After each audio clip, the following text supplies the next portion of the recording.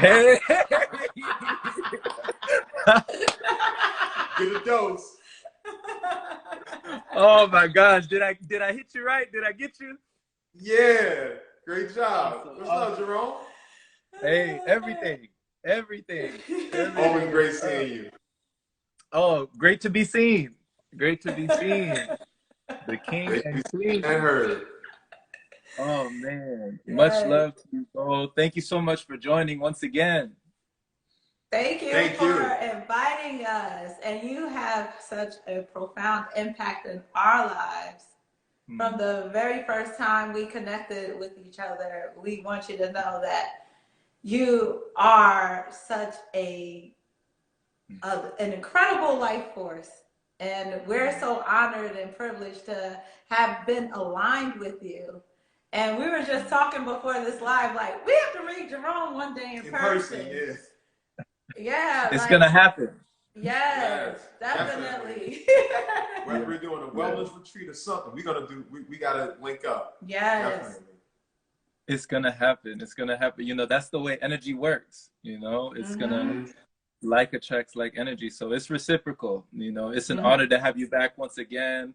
It's been a while since we last spoke on here. And actually, it's been a little bit over a year since I first found you two on Clubhouse when you were doing your thing for We Love the Way You Laugh and all the sessions that you had with everybody. Yes. I remember the first day we met. Yeah, and so, man, such an incredible journey. I know that you two have already been on, and what have been some changes this year that you've already had discoveries with for your practice and also just your approach and different things. Like what's been new for you? Well, we've been expanding and growing. We've been holding laughter yoga sessions for corporations now. We've been booked for sessions with Google, Microsoft, House, Congratulations. Intuit, Local municipalities, schools. school systems from here to down south. Yes, so it's been an amazing journey that's continuing to unfold. We've been working with artists on a regular basis, music performing artists. We've been doing coaching. Yes, we've also been doing coaching, relationship coaching, life coaching sessions. And this laughter yoga journey has not only expanded us as individuals, but it's helping us to expand and reach others in such beautiful ways. Really making that soul connection. We meet with the laughter, but then it expands into something much more deeper. It's a catalyst to a better understanding and bridging connections. Yes, because when people feel good about themselves or they feel good in the moment, they're able to tap into that true part of themselves, the soul. I feel my higher self once I start laughing. Yes, and we say, I have this shirt on today, that laughter is the language of the soul. Yes, This is quite true. Laughter is the language of the soul.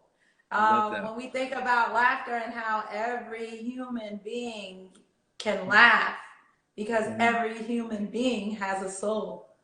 And it's a form of breath, laughing. And it's just beautiful. It's just a beautiful experience. And thank you, Jerome, for asking that, because as we said, we remember the first time that we met you and we laughed with you. We were so, although we weren't new in the laughter yoga journey, we were new on the way that the laughter yoga has taken us on the audio app, because we were never trained to do this laughter yoga practice on audio only. And it's because of people like you, the people that supported us from the very start. It is really like a heartfelt appreciation because of people like you that we continue to be inspired to grow and to continue sharing this practice and continuing to help others feel good with laughter. And we just want to thank you and express our appreciation and gratitude, not only for this interview, but for you being you, for you showing up the way you showed up, for you choosing to laugh with us. You chose to laugh with us. You chose to share your laughter. Remember the first testimonial you gave and the podcast that you did, like, it's deeply cherished. We cherish it. We cherish it. We cherish the moments. To actually have those moments on a platform where we can listen to it or watch the video of you laughing again. And you even was with us during one of our first news interviews. Yeah. Like it's just beautiful to experience these moments. You've been part of our journey. An integral part of our journey. Created the Feel Good Club, and you did the voiceover for that when we were applying. Like, you're an integral part of our journey, and we want you to know that. Like, thank you for being an integral part of the life. Adding to us. Yes, you added value to not only our business, but to our lives, to our relationship. Experiences, the knowledge that we get from you. Oh, thank you. A lot. Incredible knowledge, wisdom, the wisdom that we receive from you. And it's just because you show up as you, and the way you showed up laughing, and the way that you choose in your life experience is a combination of your choices, and all of your choices are reflective of how you show up. And we love the way you show up. So thank you so much. Thank you, Jerome. We really appreciate you, brother. That's why we always call you brother. You're our brother. You're our family, like, officially. And we have never met in physical form, but we feel so connected. Right. Soul connected. It is a soul connection, you know. It does feel like we have soul ties. We're soul family, you know. And I love that. And thank you for that. I received that, you know, such a gracious sentiment. I appreciate all of the love that you sent my way just now. I had to receive. I'm teaching myself, learning how to receive, you know, as it comes back, continuing that cycle, the giving and receiving that we do. So, oh man, thank you for that. And oh my gosh, I love your shirts as well. You showed us the laughter is the language of the soul. By the way, first of all, do you have a team of people who come up with these, or do you do your own shirts and your own titles and everything? We're all by ourselves. We're working on, actually, we're still working on, these are just the shirts that we came up with to do the actual, our laughter yoga sessions. Yeah. But amidst that, people started inquiring, where do we get these shirts from? Can we get them? Which sparked the idea to just not make them for ourselves, to actually start working on making them to make them as merchandise. Yes. So we are in the process of working on that. It's a journey. It's a journey. But everything that we do with intention. So we are not so concerned about the time, because we know once we are able to manifest it in physical form, that it's going to be of quality. And it's going to be just the way that it's supposed to be. So all things in divine time. Yeah. Right. I love the messages too. It's like, you know, the subliminal message are hitting you while you're, you know, you're on stage, as it were, or you're projecting yourselves, you're showing yourselves. You're like, we love the way you laugh. And when you put yourself on your platform and project all this positive energy, we also see laugh more. We see dopamine dealers. We see laughter is the language of the soul. You know, we see all these messages, and it's kind of adding to that. It's going into our nervous system. You know, it's triggering those things to continue that happiness hormone. Yeah. Even when we're not speaking, you get to see it. Visually, it's represented in our clothing. So even when we stop talking, if you look at us, you can still get the same message. Yes. Because we actually are living this laughter life. We actually live this laughter life. And because we live this laughter life, it has improved the quality of our life. That's why we're so passionate about this. It's not because it improved the quality of our life that we're going to keep it to ourselves. We want to spread awareness. We want to share it with so many people, which is another reason why we're so honored to be invited on your platform, you amazing being, to be able to share on your platform about what we live, because it's helping us in a major way, and we have so much gratitude and appreciation for the privilege to be able to share what we live with others. I'm glad. I'm glad. You know, sharing is caring, and you're such great role models, you know, for sharing. And I love that your cup runneth over. You know, like you said, you can't hold it all in. You can't keep all that love for yourself. It has to pour out somewhere. You know, the energy has to go somewhere. So I just love the way that you're giving it, you know, freely, and it's just coming back to you in abundance, and even more so right now. So I can feel it, I receive it. And there's a few questions that I wanted to hit you with, you know, during the interview that I trust haven't been thrown your way before, because you've been in a lot of interviews. Am I right? Yes. Yeah, they've been added up. We've been privileged and honored to be interviewed quite often. Yes. Quite often. So I want to try and see if I can throw some curveballs that maybe might wire a little bit differently. So there's some things that I find fascinating. You know, we talk about all these different chemicals and concoctions and the chemistry of the body that is changed through laughter. One of the things that I just heard about recently was called the Tetris effect. Have you ever heard the Tetris effect? No. Okay, so please tell me. I said, please tell me. Oh, yes, of course. So the Tetris effect, there was a group of students, and there were studies done, there was research conducted, that a group of students were brought into this lab, and they were instructed to just play Tetris for like 4 hours. And they just played Tetris over and over and over again. And you know Tetris, the game with the blocks and filling the thing, connecting. So after playing Tetris for hours on end, you know, the study was studying their brain, their neural patterns, but an unintended side effect of this experiment was that when the students departed, when they went their separate ways, their lives became like Tetris.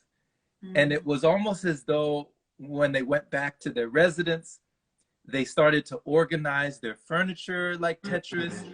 They started to stand in lines like Tetris. They started to arrange their shelves like Tetris. Like everything became like the game, you know?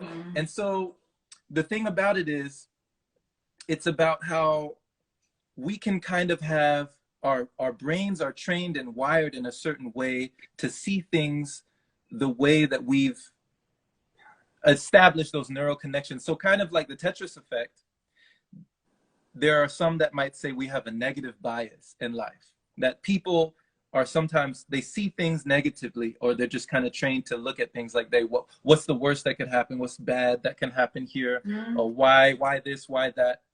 Whereas if you can train it in a negative way, why not be able to train it for a positive way, right? So what I wanted to ask you to is, you know, how do you feel like laughter and things of that nature have trained your brain in a way to get you to recognize happiness patterns or see life in a new, brand new way?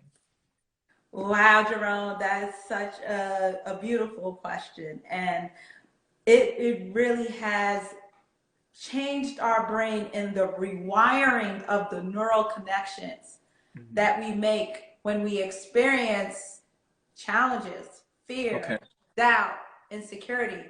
When we choose to laugh, because the brain doesn't know the difference between real laughter and fake laughter, and you're still releasing that dose, that dopamine, oxytocin, serotonin, and endorphins. You're releasing that even in the moments of fear, doubt, anxiety, anger, guilt, shame.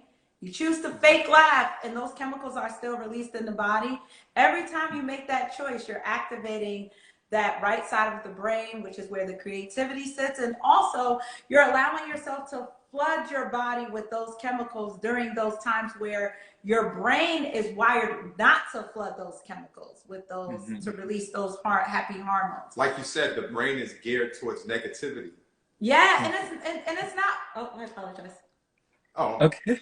Go ahead. Because of survival reasons, the brain is geared towards identifying negative things for survival. Right.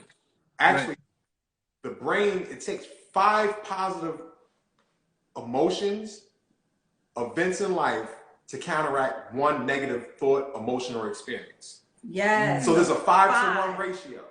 Yes. Wow. And it's not our brain's fault. I love my brain. The brain is just doing what it's supposed to do. Survive. It helps us to think. It helps us to logic our way through things and judge things to make sure we're safe out here in this world. So a lot of times people, they build up so much resistance when they're trying to think positive. Right. Because they don't feel positive. Right. So when you're in fear, allow yourself to feel that fear, but choose to laugh. Because 3 things that we can always control are our thoughts, our feelings, and our behaviors. Yes. We can't control anything else but those 3 things. And those are all 3 things that we can choose. Within the thoughts, feelings, and behaviors, we can choose how we want to feel, how we want to think, how we want to behave. All of those things are internal. Yeah. And the stimuli that stress us out tend to be external. Right. So being an observer separates you. Yes. So when you can observe that fear and separate yourself and say, what you're doing is you're allowing your mind and body connection experience to laugh, to choose to connect that mind and the body, to laugh, to release those hormones, to release those happy hormones, even if it's fake. Actually, the best times to laugh is when you feel like you can't or you don't want to. And we've actually lived this. We actually felt these emotions before. A lot of people think we walk around laughing all the time. And although they are right, we weren't always like this. And we still experience challenges. We still experience fear. We still experience doubt. We still experience disagreements with each other. But we choose to laugh. We choose to keep that mind and body connected at all times, unconditionally. That's what's beautiful about laughter yoga, and what this journey has taught us is that we can choose to tap into unconditional laughter. This is a tool that we have, just like we can breathe. That we don't have to think about it. We all know how to do it. It doesn't matter when you were born, what age you are, what language you speak. This is the language of the soul. We can always tap into this tool, this beautiful way to help us to ease into the next moment, because every moment that we experience is temporary. So when we choose to laugh in the face of fear or doubt or anxiety or anger, we're choosing to connect our mind and body and ease into the next moment. Interrupting the stress response. Right. And then returning back to it after a slight delay. And there you go. I'm sorry. We're so excited about this. But look, as Ali said, it serves as an emotional circuit breaker. It serves as increasing your emotional intelligence. It serves as building emotional resilience. Where do our emotions come from? Where do our emotions come from? Okay, our emotions come from our perceptions of our emotions, the concepts that we have based upon our emotions, which is why it is challenging for people to laugh during times of fear or stress or a challenge or hardship. And emotions are based on past experiences as well. You're not present when you're experiencing emotions. Emotions are meant to move. That's why they're energies in motion. So if you can be present with the laughter, if you can exude that action of laughter, you're allowing yourself to be relieved. You're serving as an emotional release, an emotional reset, emotional resilience. Grounding yourself in the present moment. And the great thing about laughter is it's another form of breathing exercise. Only exhale when you're laughing. So you're doing that breathing where you're clearing your lungs completely out. So then when you do inhale, You're taking that full breath in where you can oxygenate your blood. It feeds your blood vessels, stimulating them so it goes straight to your heart, your lungs, strengthen everything. There's nothing else that gives your organs an internal massage the way laughter does. When we laugh, we're literally giving our organs an internal massage. We get to do that by laughing. Yeah. We get to massage our organs. We get our organs to say, woo, I love the way that feels. That makes me laugh. Who would ever knew that laughter was equivalent to a workout? Yeah. You get to work out your muscles. 100 laughs is equivalent to, I believe, 10 minutes on a rowing machine. 10 minutes on a what? A rowing machine. What? 100 laughs. So if you laugh, ha ha ha ha, 100, you got a 10-minute row. Yeah. Okay, I didn't know that. I didn't know that. Wow. It's an ab workout. And there's so many physical health benefits of it. You tighten your core muscles, you tighten your shoulders, your stabilizers. You're actually working out your facial muscles too, because you have 15 muscles in your face that you activate when you're laughing. That's true. That's why you get that tight feeling when you laugh for a while, right over the head and everything. And it gives you that youthful look. You flush blood throughout your face, so it gives that bright, vibrant glow to your skin. That youthful presence. Because remember, we all were children at one time where we were happy and free. And that's another thing. Laughter releases that inner child within us, that inner child joy that we all do have. But we love doing laughter yoga with children, but what we really love to do is do this with adults, because as adults, we wait for laughter. We wait for reasons to laugh. We rely on sense of humor. We wait for the moments to be satisfactory to laugh. We don't make the choice to laugh when we're in fear or doubt or anger or challenges. But every time that you do choose to laugh during those moments, you're rewiring your brain to remember that this moment is temporary. Yes. That right side is like, okay, I'm laughing, even though logically this doesn't make sense to laugh, but the brain and the body loves it.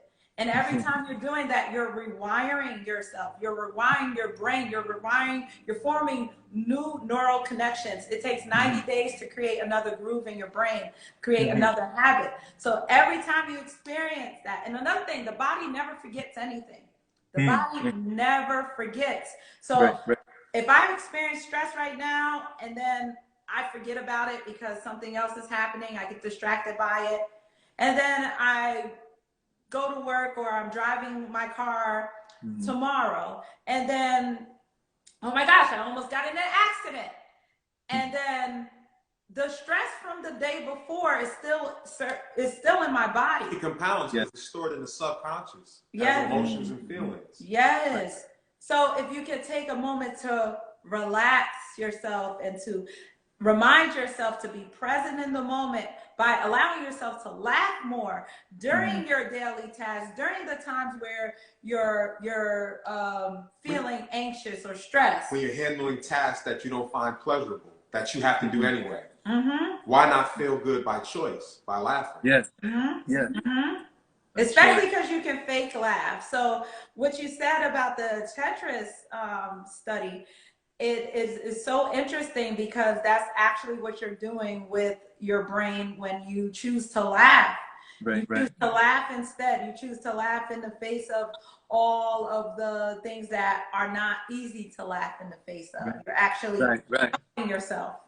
And you're reprogramming your mind and your body at the same time through repetition. And you're also letting your brain know, I'm not mad at you. You're okay. I'm not mad at you. I'm not going to force you to think positive right now. You're okay. You're afraid. You're doing what you're supposed to do. You're feeling fear. You're doing what you're supposed to do. But it's okay. We can laugh because we're safe in our bodies. It reminds us that we're safe in our bodies. It reminds us that we're safe in our thoughts. That it's okay to think that you're scared right now. It's okay to think that you're doubtful right now. We don't give ourselves enough compassion, and we're not kind to ourselves during those moments of stress or fear. We're always trying to resist those moments, or instant gratification of changing those moments. But it's okay. We're always okay. And laughter serves as a tool where you can remind yourself of that. when you hear yourself laughing, and when others hear you laughing, they know something good is happening. They know you feel good. They know it feels good to laugh.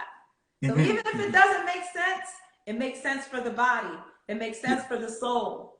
And that's all we're trying to do, is be more aligned with who we really are, our soul self. Yes, yes. Whew, whew.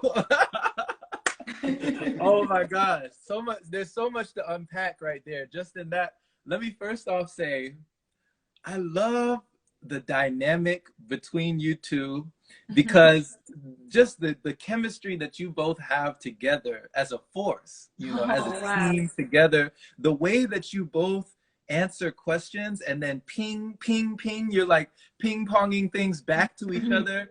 And it's like a dynamo effect, like a gyro, like once the turbine gets spinning, you know, the energy starts building, and then you get something and you get something and you get something, and you're both just coming back and forth. So it's very contagious. So thank you. We're like the Wu-Tang Clan. We're rappers. We're just laughter rappers. Yeah. Bar to bar, we pass each other the mic. Yes, yes, I agree. So thank you for breaking down, you know, the breath exercise, how our breath is, you know, an exercise, and also all the effects. I love what you said, Lauren, about it's an emotional circuit breaker. I never heard anyone describe it like that, but that is so true. That is so true. And there's so many things I wanted to unpack with that. And I also wanted to ask specifically, when you spoke about the challenging situations, can either of you think of a challenging situation that hit you in the past in a way that you handled it back then before you got on this journey, and then a challenging situation that hit you today, that and how you handled it today? You know, what's something specific that's come into your life and you might have said, you know, thank God my mindset was ready, you know? So I can think of one right away. It's within our relationship, when we had a disagreement, when we had an argument. I used to be very full of anger in the moment, and I used to drown in that anger. And the more I was drowning in the anger, the more I projected my anger onto Ali. And I would say these negative words to him, and I would say all these angry statements to him because I'm angry. We're arguing. It felt so appropriate to do so. And then afterwards, every time that happened, I felt so bad. I felt not only bad for within myself, but I felt bad for the things that I said that I really didn't mean, that I would have to try to erase it, because now I'm not angry anymore and I want him to forgive me. And although he forgave me every single time, it still was in my conscience that I said some things that even if he forgave me, that it's going to take some time for him to release that, because I said it. And he would say things like, "You meant what you said." And I'm like, "No, I didn't. I really didn't." And he's like, "No, I felt your anger. You meant what you said. I forgive you, but you meant that when you said it. I could tell." And it hurt me so much that I would allow my anger to own me in that way, and allow myself to express my emotions of anger in the way that I was expressing that. And it never felt good. Even if I won the argument, even if I, in that moment where we were arguing, if I said some things that I did mean, I never want to be mean to him. I never want to, you know, have those, I didn't want to continue having those moments where I'm apologizing, or even if he apologized, that will be something that will be like a scar in his soul that I inflicted upon him. Because although he released it, I projected something on him that wasn't his.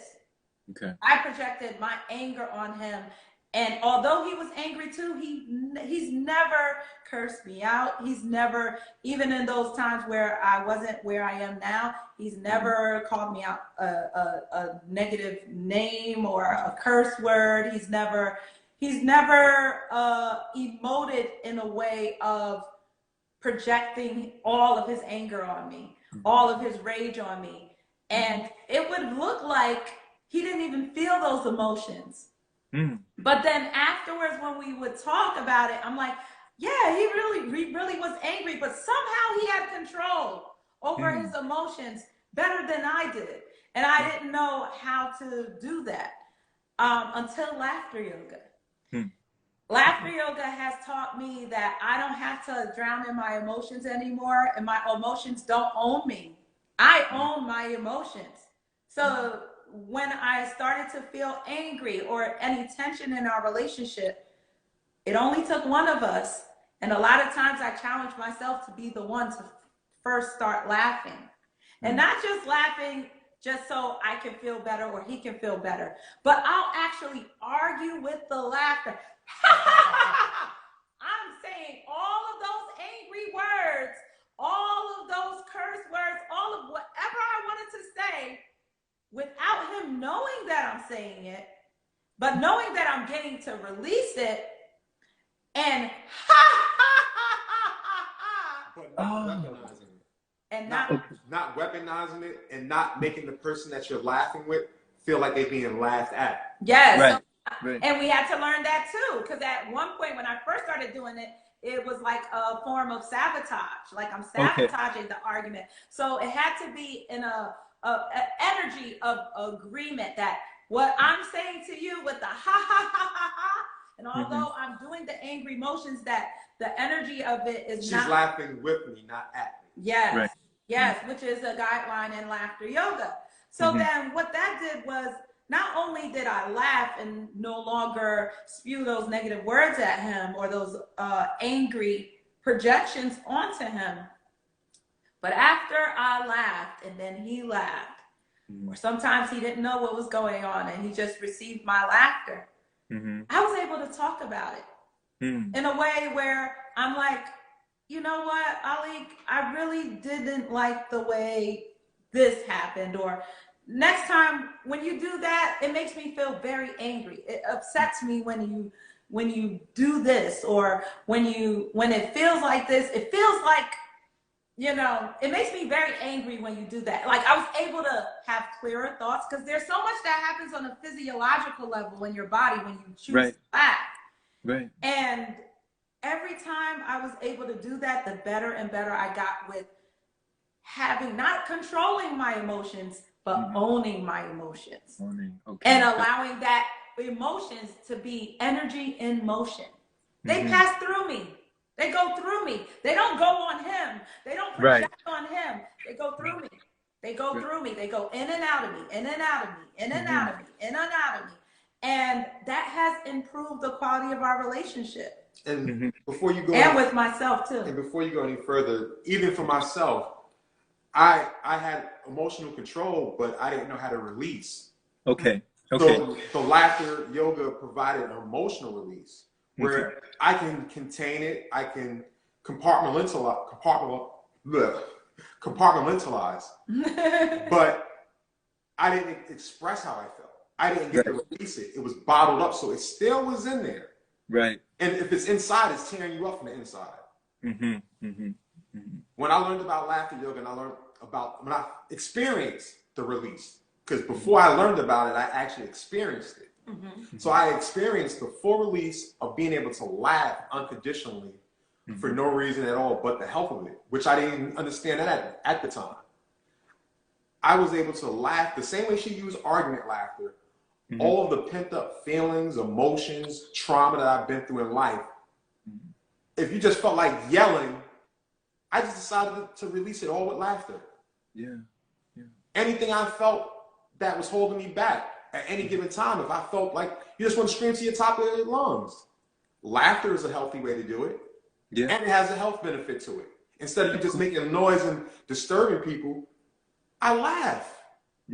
A tool I never had before where I can cleanse myself from the inside out. and not do any damage to anyone, not have to apologize, not have to feel guilty or shame or less than. It was a way for me to still be me, own my emotions, but then feel good about myself after I express myself. I also observed with Ali, it increased his emotional intelligence in a way that he was already emotional intelligent. That's why he was able to, you know, be present in a disagreement where he wouldn't project his emotions on me. But I realized that it showed him how to be more vulnerable with his emotions as well. And with that vulnerability, his emotional intelligence increased too. And that helped us a lot. Yeah, laughing for no reason in front of strangers. Right. You become really vulnerable. And you have to learn to be comfortable being uncomfortable. Yes. And sharing any emotion is an uncomfortable experience when you're around strangers. So it got me out of my own way. And it empowered me. I feel brave being able to do this now. Yes, it definitely increased my confidence as well. Our confidence and even speaking to others about what we do, and just even every time we hold a session, it takes a lot of confidence to lead people to laugh without relying on a condition. This is not, it looks easy, but it's really not as easy as it looks. It takes a lot of skill. It takes a lot of time, preparation, confidence. Because we've experienced sessions where afterwards we were told, we'll see someone like being resistant to it. And then at the end, they're like, you know, I really tried not to laugh. And part of laughter yoga is that you have to be a willing participant. But what about when we're doing it for corporations where they're required to be present, but they don't really want to be there? They're not willing. And then at the end, to see them transform and unfold, and to understand that laughter is so powerful. Like, we didn't make them laugh. We didn't tell any jokes. We didn't tell them to be in a good mood and do it anyway. That they actually made the choice to laugh. And then at the end tell us, like, you know, I tried not to laugh. And we're like, yeah, we saw that. And we're so thankful that you ended up allowing yourself to feel good and allowing yourself to laugh. And doing this also has made us aware of people's faces. The faces, the resting face. We're almost like face readers now. Especially Ali. I can spot a fake laugh. So the body language, yeah. Yeah. We're like experts now. Which helps us to facilitate better, because if we're doing a session and an exercise is really not landing to a certain demographic, we can usually just wrap that one up and go to another exercise. Okay. That way because you never want people to check back in. You want them to check out of their present state and just be present. Not think about anything else. So not be on the left side, be on the right side. So you don't want a person to think, oh, I don't like this, because it's already challenging enough just to laugh anyway. Especially as adults. We rely on conditions so much. We rely on conditions for everything in our life. And unconditional laughter that we share in laughter yoga has brought us to unconditional love for ourselves, each other. Also has brought us closer to unconditional compassion for ourselves and others. Also helped us to be unconditionally kind to ourselves and others. So every time that we choose to laugh, we're choosing to be kind to ourselves. We're choosing to be compassionate to ourselves. We're choosing to love ourselves. The same chemicals that are released when you fall in love, the dopamine, the oxytocin, serotonin, and endorphins, those are the same chemicals you release when you fall in love. So every time you choose to laugh, you choose love. Every time you choose to laugh, you choose love. That's beautiful. And we all know how to do it as babies. Babies laugh after between 8 and 10 weeks of birth. 8 to 10 weeks of birth. 3 months they're communicating with laughter. 3 months they're communicating with laughter. That's true. They're looking for a smile. They're looking for a connection through the laughter. Yeah. And we all were babies. That's one thing we know for sure. We don't have to know anything else, but we all know that we all were babies. I'm sorry, babe. No, it's our first form of communication. Yeah. Oh my gosh. Oh my gosh. I sometimes I don't even want to stop you. Sometimes I'm just like letting you flow and glow because you both, the way you just take off. I swear, I swear. Oh man. So once again, thank you so much for the vulnerable share as well. Both you, Lauren, and Alik, thank you for sharing those moments that, weren't so glorious. The challenging moments where it might have gotten heated, been in a conversation, been in a debate, been in an argument, and maybe hurling barbs at the other person and that person feeling it in their body. And to see how laughter has been a form to strengthen the amount of communication between you both, and also with yourselves, to be able to alleviate that, to be able to abbreviate that, to be able to go into the way that you facilitate, and also the way that you appreciate and have gratitude. To see you, Alik, what you were talking about with the way that it allowed you to express the things that had either been repressed or even suppressed inside the body, and to have that as a form of release. And you, Lauren, when you talked about how you were able to use it as a form of, saying what you wanted to say without saying it, you're laughing it. And I just, who thinks about this stuff? This is amazing to have a tool like that is amazing. So thank you so much for illustrating that point and letting us know that we all have this tool within us. In fact, we've had it, since early age, since birth. So we were born with these tools, and we're coming back to that inner child within us. So my goodness, so much. It's beautiful. It's beautiful. It's such a beautiful gift. It's such a beautiful gift. Definitely. Absolutely. I agree. And some things came to my mind while you were speaking. One of them was how you spoke on the physiology. So there's something that I heard about recently. It was called the Skydiver Study. Have you ever heard of the Skydiver Study? No. Okay. So there was a group of individuals, and they were first-time skydivers. And so they were brought in, kind of another research group, they were brought in to conduct this study that happens to show something that happens within us that we might not even be aware of, but I know you two are aware of it, so I'd love to hear your opinion. These first-time skydivers were brought into this lab, and they had them run on treadmills. And they wore these specialized sweatsuits. And so while they were running on the treadmill, they had them sweating, and the sweatsuits were soaked with sweat. Then they took those sweatsuits, they put them aside, that was the control, and then they put on new suits to the skydivers, and then they had them skydive in the new suits. Then they brought in participants who didn't know what they were doing. They didn't know what the study was on. They didn't know anything about it. And they just did brain scans on these participants that came in, and they had them smelling the sweatsuits. So they were smelling the suits and didn't even know it was sweat that they were smelling. But they looked at their brains, and they discovered that the fear centers of their brain lit up whenever they smelled the suits that the skydivers jumped in, versus the other ones that they were just on the treadmill. When they smelled the suits that they jumped in, the fear centers in their brain activated.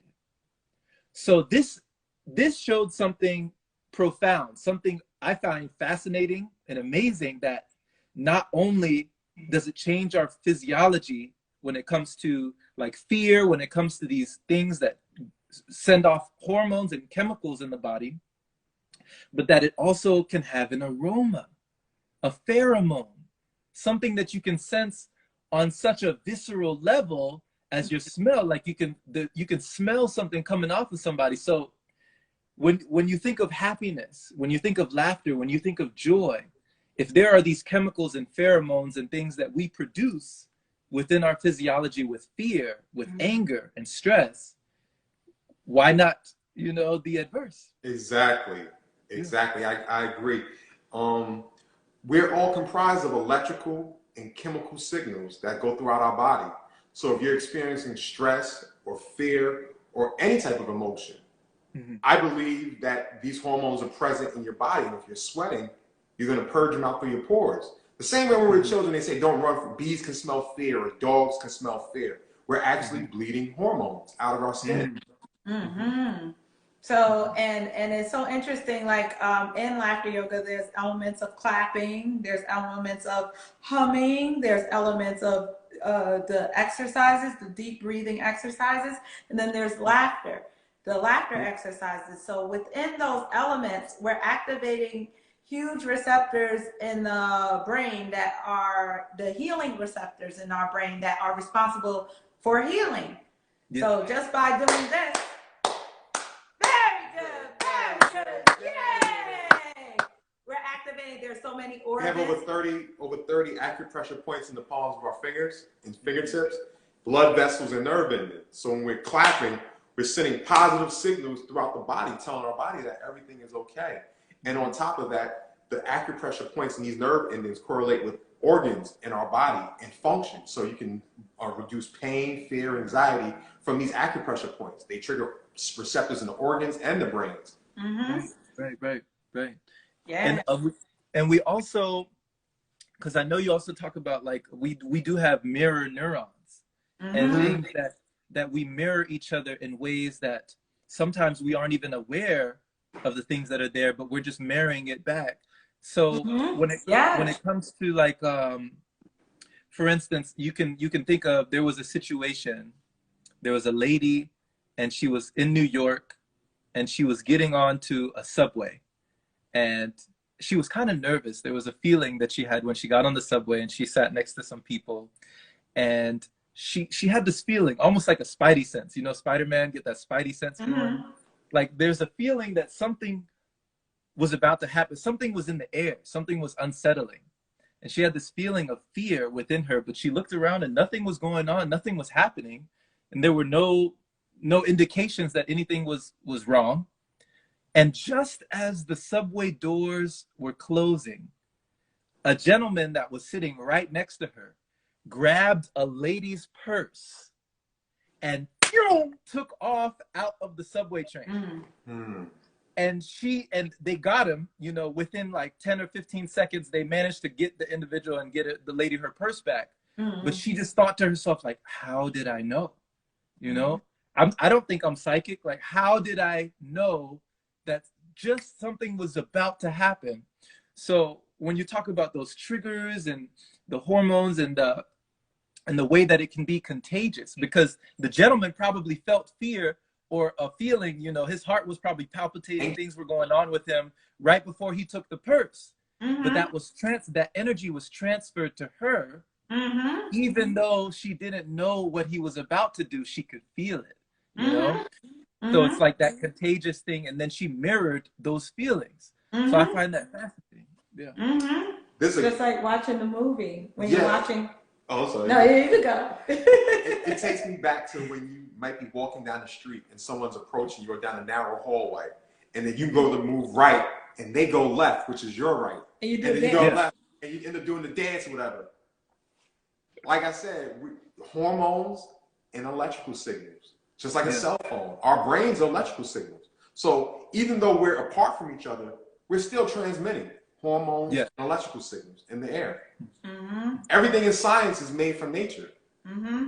We're all connected. We're always connected. We're out of the trillions, billions of people in the world. How did we become aligned?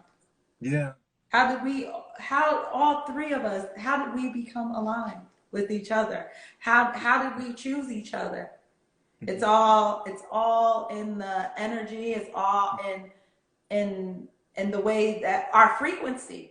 What frequency are you on? If you want to listen to, let's say, a radio station 97.1, and you don't like that song, so you change the frequency to 105.2 or whatever. 105.2. How, you can't hear what's happening on 97.1 anymore. You're not on that station. You have to adjust the frequency. And that's what's happening in every moment of our lives when we're even with ourselves or even with others. is always happening. We're always emitting this frequency. I mean, before we became laughter yogis, we were pretty approachable, you know, but now we get approached by strangers, people that we don't know, like all the time, often, frequently. The frequency you put out says, come speak to me. You know, it reminds me of another incident, not incident, but an occasion where you may be around a group of your friends and one may be missing or someone may be missing that you know, and you all talk about that person and then they call you or they pop up, or I was just about, you know, you're going to live a long time. We were just speaking about you. All of us together are on that same frequency for a second, and we're being it to that person. Yes. I love this. I love this. It's like your frequency is what you do frequently. So your frequency says, come speak to me. Yes.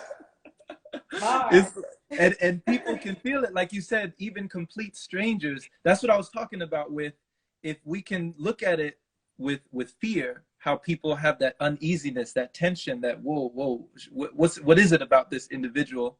How you two are emitting and radiating this glow about you that allows people to receive you in a way that you're attracting, you're manifesting, like things are being drawn into your gravitational field, almost like you're pulling things in, you know?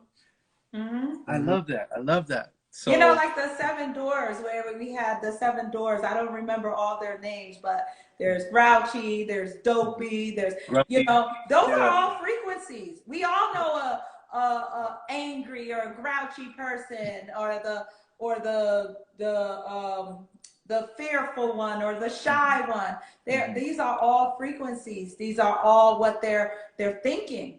How do we know? How do we feel that? How do we identify it? Because without being in their thoughts, without being in their feelings, only they can think their thoughts and feel their feelings. However, and only they can choose their behaviors. However, for some amazing reason, we can feel it. We can feel the frequency of the person that we're interacting with. We can identify moods, because moods are only like emotions that are past the emotional refractory period. For example, emotionally refractory period is when I'm feeling an emotion, say if it's anger, and I'm feeling that angry emotion, and I stay there. I don't release it. I don't express it. I suppress it. Or even if I express it angrily. But I stay in that anger. I stay in that anger. I soak myself in that anger. Eventually, you ever wonder why some people are like, you know, why are you angry all the time? And the person is like, I'm not even angry. But they feel angry because that emotional refractory period means emotions are always supposed to be in motion. It's energy in motion.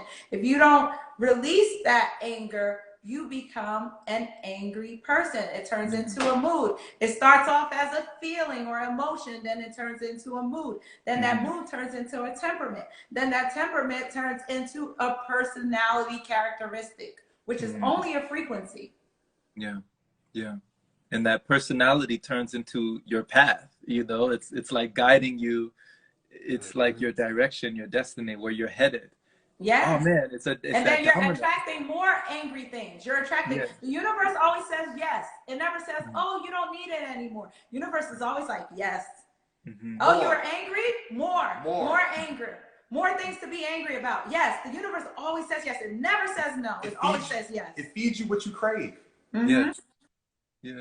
Even when you don't know it, energetically you do crave it because you're addicted to it. And then the brain, something happens in the brain too. You form those neural connections that forms a chemical reaction or chemical addiction to those exact hormones, those exact angry hormones. You become chemically addicted to stress, to anger. So this is why it's so challenging to form a habit. This is why your brain is just doing what it's always supposed to do. People get angry at their thoughts or angry at others, but it's all in you. You can change it, but you have to change the way you think, the way you feel, and the way you behave. Those are the only three things you can do is to change.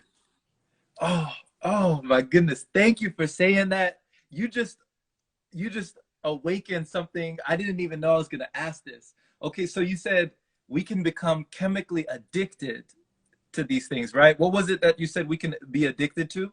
Yeah, we can become chemically addicted to the anger. It feels comfortable. Anger, That's why right. some people get comfortable with anger. Yeah, someone said it feels terrible when in anger. But some people, even though it feels terrible to feel angry, they can't help themselves. You ever heard the saying that, like, you know, you have to choose, the person has to choose to be out of anger. You have to choose to be uplifted. You have a choice. We have free will. You have to choose thoughts that are not angry. You have to choose, but you're the only person that can choose your thoughts, your feelings, and behaviors. So although it feels terrible, that's another reason why laughter is helpful, because you're no longer drowning in those emotions and you're actually rewiring that neural connection that is feeling so satisfying. Sometimes for anger, for some people, feels like that dopamine hit. Right. Every time they get angry, they're like, oh, yes, it feels good, even though it's terrible. Because right. It's like what they call righteous anger, or something like they just have a feeling of like, you know. So that's what I was asking. You know, it's like if we are able to latch on and become addicted to something as intense as anger, to even derive a sense of dopamine or a feel-good feeling whenever we're in the midst of that anger, in the midst of chaos, then who's to say that you might not become addicted to the feel-good feelings? Like, we can become addicted to the opposite.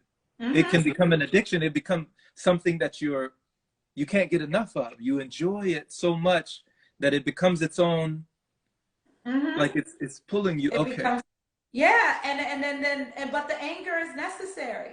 Okay. It's not necessary for you to stay there.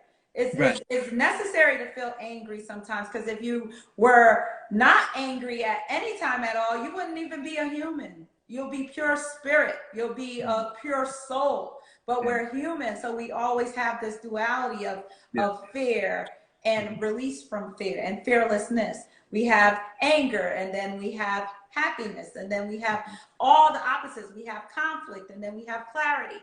But it's important to practice the one that feels good more than, because you don't have to practice anger. We don't have to practice it. It's easy to get angry. It's easy to feel confused. It's easy to feel doubt. It's easy to feel those things. But when you allow yourself to, it's true. It's not addiction. It's a habit and magnetism. But before it becomes a habit, in the brain, as I was saying, the things I actually had a course and where I learned about how the brain becomes chemically addicted to these neural networks, these neural pathways of anger. And with that addiction, that's how you magnetize. What you focus on magnetize. It becomes what you focus on grows. I agree. It's like what we focus on the longest grows the strongest. I agree. You know. So I love what you said before as well, Lauren, when you talked about how the universe always says yes. You know, it's like a genie in a lamp. It's just giving you your wishes. It's just a mirror. It's impartial. It's just reflecting back to you. It's always it's in agreement. It's saying yes, you know, yes. It never says no. And as well, you talked about being able to detect a mood, to identify it, and you both becoming wonderful, you know, body language experts. And being uncomfortable throughout this technology that we have here when it comes to the visual, the video, the audio. They say that there are 16 different types of smiles that can be detected through audio alone.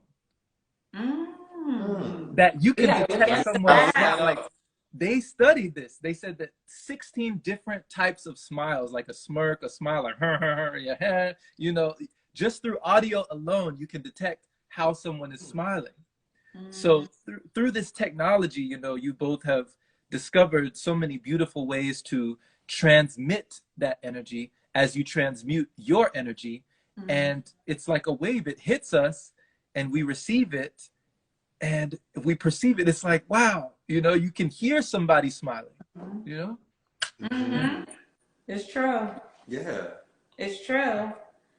And a lot of us, when it comes to being transparent with ourselves, we don't say anything with blame. We say it with compassion for ourselves. We say it with love, and knowing that we always have choices. We always have choice of the words that we use. We have choices of the behaviors, the feelings, the thoughts that we think. And every concept that we have changes based on our perspective, based on our life experiences. So it's important to not beat up on yourself when you're feeling angry, not beat up on yourself when you're feeling fearful or doubtful, not be upset with yourself or beat up on yourself for feeling those anger thoughts or thinking those angry thoughts over and over. Not beat up on yourself when you're feeling terrible. It's okay. It's okay to feel those things. We're supposed to feel those things. That's part of this life experience. And in this life experience, I feel that a lot of us as adults, we tend to want to change the way our life is teaching us. In this earth school, life teaches us in ways that always don't feel good. Every lesson can't feel good. Every blessing can't feel good. But they're all blessings if you really want to look at it that way, because there's always a blessing in the lesson, and there's lessons within blessings. So it's important to just embrace the past, the present, and the future. But it's important to also realize that life overall is a gift. The whole thing is a gift. The whole experience is a gift. Those challenges are a gift. That anger is a gift. I made friends with it. I made friends with the anger. I made friends with my worry. I made friends with my fear. And that's how you come in alignment with love. And I actually saw something on one of your live interviews. I'm not sure who exactly it was, but they said self-love is not vanity, it's sanity. And I love that. Whoever said that, gratitude to you, appreciation to you, because I carried that with me, and I'm like, wow, that is so true. It's not about the vanity of it. It's about the sanity and allowing yourself to be kind to yourself at all times. Even in those moments where it doesn't feel good, it's so important to be kind, to be compassionate to the anger, be compassionate to the judgment, be compassionate to the regret, to all of the things that we just want to get rid of. We want to throw them away. And our emotions are useful. They serve us. They're necessary. Every one of them. The thing is, we acknowledge them and then we release them. They're supposed to be in motion. Every emotion is supposed to be energy in motion. We hear that term all the time. But energy and motion means they're supposed to be moving through us. That stagnant energy is trapped. Thank you both. Thank you both. Oh my goodness. You so Thank you. Like, the way that you just you can see it. I'm just captivated. You know, you're just drawing me in. The way that you let it be known that I just value the humanness, you know, the realness, the humanness, the authenticity of being yourself, being able to acknowledge these feelings within us that aren't always the feel-good feelings that we're trying to be accustomed to, but also the feelings that just want to be heard, the feelings that just want to be seen, the feelings that just want a listening ear as well, you know, just like we do, these feelings, these emotions that we allow to be in motion, as it were. So thank you for letting us know that we can give ourselves permission to feel what we feel and then allow it on its way to release it. You know, that's a sense of peace of mind when you're able to say, I see you, you know, I hear you, I understand you, I'm with you, you know? and just hold that, and then, you know, allow it to be on its way. So thank you for illustrating that, both of you, for allowing us to know that we can embrace the darkness to see the light, you know? Yeah. It's a teacher. It's a teacher. Light doesn't always, light and darkness teaches us. They all teach us. We're duality. We're not pure soul. We wouldn't be in physical bodies if we were pure soul. But what's important is to find alignment with that. And how would you know alignment with it if you didn't experience the dark parts of it? Right. You need to be able to compare. You need some type of reference point. You need contrast. You need those contrasting experiences. You need those challenges. Love those challenges. I love it because it's like, oh, another opportunity. Another opportunity to grow. Another opportunity for me to be more aligned with who I truly am. I'm not fear. I'm love. I'm not doubt. I'm love. I always go back to love. I'm like, I'm not any of that. I'm love. I'm not any of these emotions. I'm love. Love is not an emotion. Love is who we are. Love is infinite. It doesn't go through me and out of me and in and out. It's me. It's infinite. It's an infinite expression of who we all are to the core of us. Yes. And that's what these tools are here for. Like laughter has been a tool for alignment. It's been an alignment tool. It helps us to tune our vibration, tune our frequency. It helps in so many ways. It's more than just laughter. A lot of people don't take what we share as serious, and they're like, oh, it's good for the children. And we're like, no, we need you adults. We need you adults. The adults need it so much more because you're raising these children. Children are always watching us. Yes. And the leaders that they follow, we are their. We've been here longer, so they're watching, they're listening. So it's important. They communicate with laughter. So it's important to remember that. Yes, we are remembering. And you are reminding us. You know, I had a fire within me when you talked about, another opportunity. Look at that, another opportunity. Like it's all training. Like this is a grand dojo, and we're all just, you know, training ourselves in the way that we're needed to be trained. Like you don't see it as an obstacle, you see it as an opportunity. You know, you don't see it as a stumbling block, but it's a stepping stone. You know, it's something that's allowed me to get even further, you know, even further in my journey, in my own spiritual development, you know, as it were. So I love that. It reminds me. It's a rung on a ladder. When you climb a ladder, there's always another level. We're never at the bottom if we're progressing, and we're never at the top. There's always another step.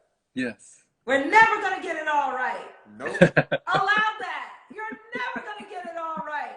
You are here to get it all right, or else we wouldn't be in these physical bodies. We wouldn't be human. We're never going to get it all right, but you can never, I choose to never feel bad about that. That's good. That's good. That's what I'm here for. Imagine if we came here only experiencing light, we would just not. We wouldn't be here. We wouldn't learn anything. What would there to be learned if we just came here as pure light beings? The sun doesn't need our permission to rise. The moon doesn't need our permission to shine. They don't compete with each other either. Nah, you're right. So it's just like we are just like that. But I think because we have this consciousness that we're always in our heads about everything, and then we have these desires and wants, and then we're so hard on ourselves with our desires and wants. We want to be better. We want to, and that's okay, but not to be hard on yourself, because you are love already. Just because you're breathing, just because you're alive. That's what we always share in our sessions all the time. Like, you deserve to feel good because you're here, because you're breathing, because you're alive. Feeling good is conditional. Mm-hmm. Yeah. It's one of the highest forms of being a human, is being comfortable. Mm-hmm. We have this song that is actually a soca song. My family is from Trinidad, and there's this soca song called Cheers to Life, and it goes like this. From the time, well, I'll say it in the English so you understand, even though it is English, but it's like a different type of English. But it's basically saying, from the time you wake up this morning, you are a winner. Cheers to life. From the time you wake up, you're a winner. You won. You won. You didn't need to do anything.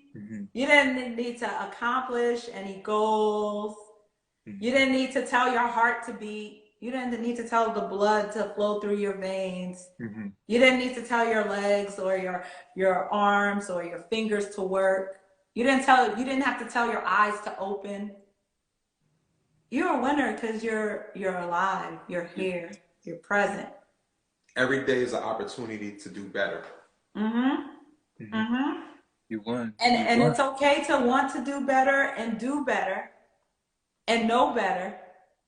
But it's more important to not be hard on yourself. Not to be hard on yourself and just to be. I sing the Trini version. From you wake up this morning, you're the winner. Yeah. For those of you that want to look it up, it's called Cheers to Life. Awesome. Thank you for singing that. Thank you for that. Yes. And you're absolutely right. You're absolutely right. Like, oh man, this has just been so special. So special. So much. It's over. You can feel the love on here, like already pouring out, like everybody's receiving all of this energy that you two are giving. And I just thank you. I can't thank you enough for coming on. And I would love for you to let everyone know, what the services that you provide for people and where they can come to find you. Where would you like people to reach you and beseech you for your services? Thank you. We can find all information about the type of sessions we offer, which are sessions for workplaces, corporations. We offer laughter yoga sessions for special events, personal or corporate events, birthdays, holidays. Couples, coaching. Children. We offer certifications to become laughter yoga instructors. We offer what is it, the training? Basic training courses. Like if you don't want to become certified as a certified laughter yogi, you can also learn how to incorporate more laughter into your personal or professional life. We offer that service as well, all under laughter consultations. And all information about the type of sessions that we offer and the type of services that we offer are on our website at www.laughinglovebugs.com. And thank you all, everyone that is here and everyone that will be watching and that is watching right now. We appreciate everyone. Thank you. We feel the energy as well and we receive it. Thank everyone for the love. Yeah, it means a lot. Much love and appreciation. Oh my goodness, yes. And thank you, everyone. Definitely go follow Lauren and Alik, the Laughing Love Bugs here. And oh man, laughter is changing the world. It's changing the whole world. Definitely. Thank you for coming on, sharing and showing us that it's like we all make choices, and in the end, our choices make us. That happiness is a choice. Laughter is a choice. These things are things that we can choose in each and every now moment. So thank you for choosing, and thank you for giving the gift of your presence today. I feel like we received so many jewels, so many gems from you both. I'm definitely going to be coming back in. Yeah. We received as well. Thank you. Thank you. Our life is a combination of our choices. Our life experiences are a combination of our choices. And we appreciate every connection that we make, just like we made with you. Yeah. And I've even heard you say this often. Thank you for choosing to laugh.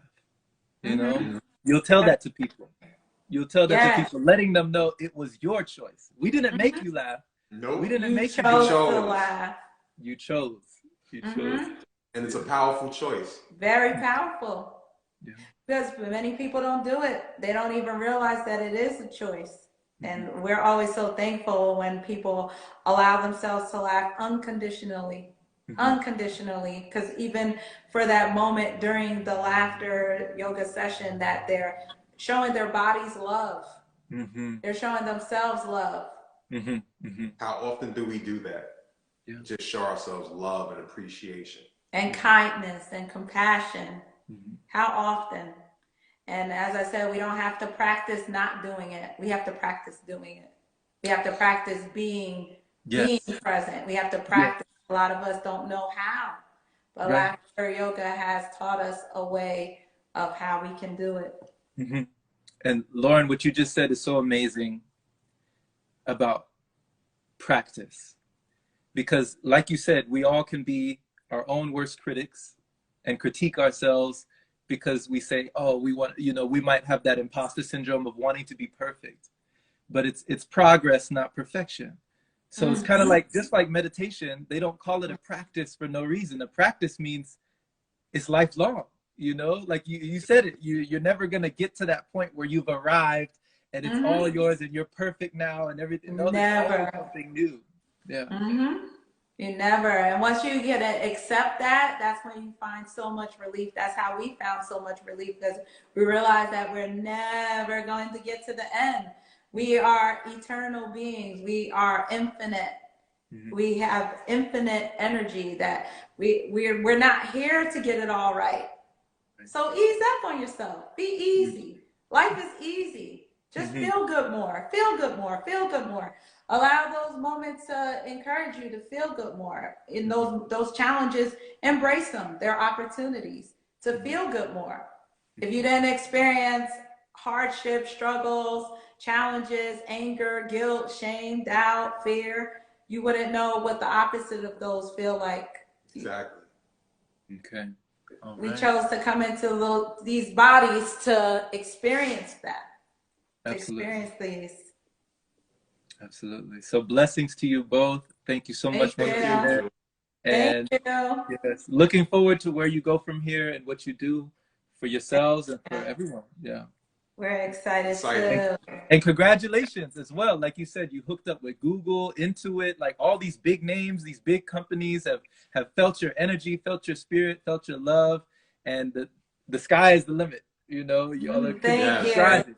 We received that. We received that. We're excited to see where this journey continues to lead us. It's really been amazing so far, and it's gonna continue to be amazing. We really believe that. And thank you again for allowing us on your platform to share ourselves with you. And thank you for sharing yourself with us. Yes. Always, always, in all ways. Yes. Yes. So take care. Take care. Much love. Love, Javon. All right. Yeah. We love you too, family. Much love, everyone. Much love. Awesome.